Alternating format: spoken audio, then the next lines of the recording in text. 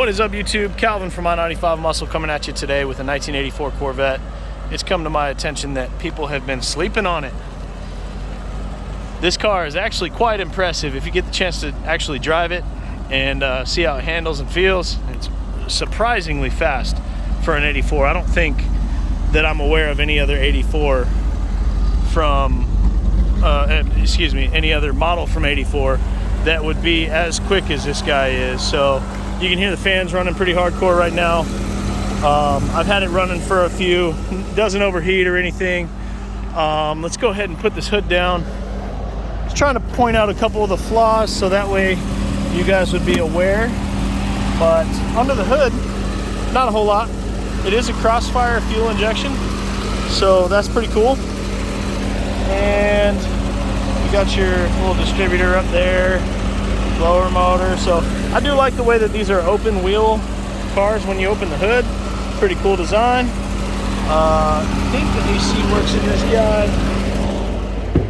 And I'm not gonna worry about trying to push those down and latch those. One person, you know, it'll be fine for a little test drive. But let's do a little walk around on this guy. We do have a little bit of cracking on the hood. It's no big deal. The headlights work, and they work surprisingly fast. So let's go ahead and boom. Haha. I believe this is a Targa top. Yeah, you just move these visors out the way. There you go. I think it was. I think you gotta pop those bolts out.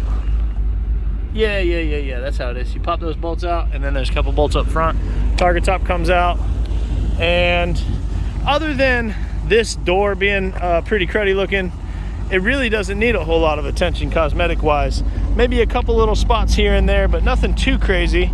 The spot on the hood, and I think there was one spot on this side, maybe the top part here where it was fading a little bit. But we do got some pretty awesome era correct honeycomb wheels. This does have a pretty cool little ground effects kit, so it's a good look on the car. But one of the really cool features I wanted to show you on this guy is, well, first of all, we got the digital dash, which is pretty cool. All right, you got the factory radio, which works. Okay, and then this is how you actually change through all your gauges up here. So if I turn this to oil pressure, it lights up oil pressure, tells you your oil pressure. Okay, if I turn it down to oil temp, looks like the oil temp one is not registering. Then we got volts. If I turn that down to volts, you see it says 13.4. We got average fuel, 2 miles per gallon. And there is no instant. And then we got range and trip and all that stuff. But let's go ahead and take this thing for a spin. There is another cool little feature. There's your AC kicking on. There is another cool little feature. This is a 4-speed manual car. So these e-brakes on these guys, you can see I can pull the handle up as much as I want because I have the e-brakes set already. So over here is your brake light. So what I'm gonna do, I'm gonna pull up on it and then push the release and then put it down. And you'll see brake light went out, e-brake is off. And this is a 4-speed car. So, you know, back in the 80s, 70s, 60s, everybody had 4-speed cars. Feels very mechanical and it works pretty good.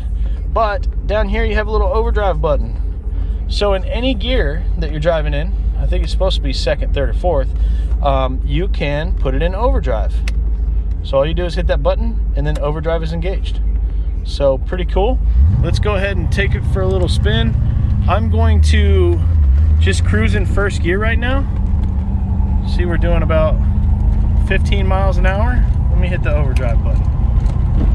Yeah, okay, there we go. It shifted into overdrive. We're still doing 15. Excuse me, I was looking at the tachometer. So we're still at 1500 RPMs, but the speedo would have went up. So let me go ahead and turn overdrive off.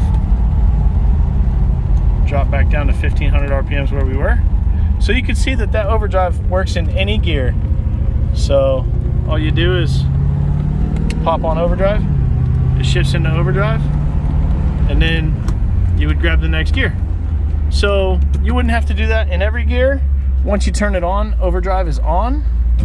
So it's almost kind of like a gear vendor's overdrive, or it's like an add-on. It goes on the back of the transmission to give you that extra gear. So and this thing is surprisingly quick. We're gonna drive here to the end of the driveway here.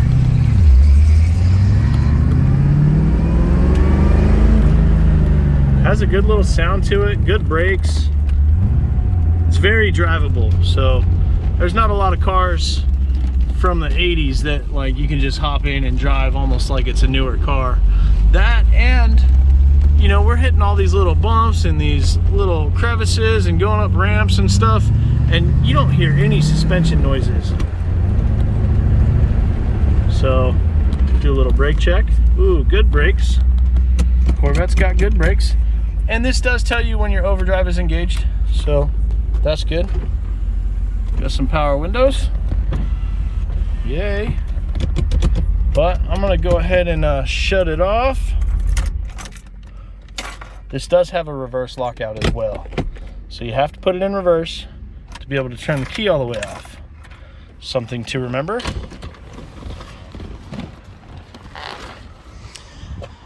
And that's gonna pretty much conclude the Corvette that everybody's been sleeping on. So make sure you like, comment, subscribe. I think it's very affordable. And I know that we have a couple people interested in it right now, so that's the reason why we got asked to do the video. So don't sleep too long. You might not get a C4 Corvette.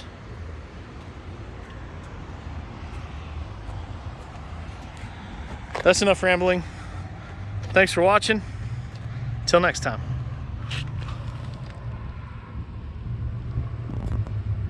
Hey guys, on the 1984 Corvette, there was one more thing I wanted to point out. I had the intention of mentioning it in the video, but I did not. The hood release is broke. Okay, so you have to actually just pull this cable.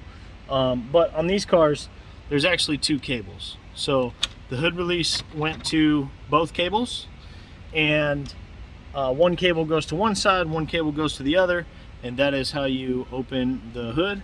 Now, it's not broke. You can open the hood pretty easy, but these handles and stuff are very hard to find, so we did not get a chance to put any of that on there.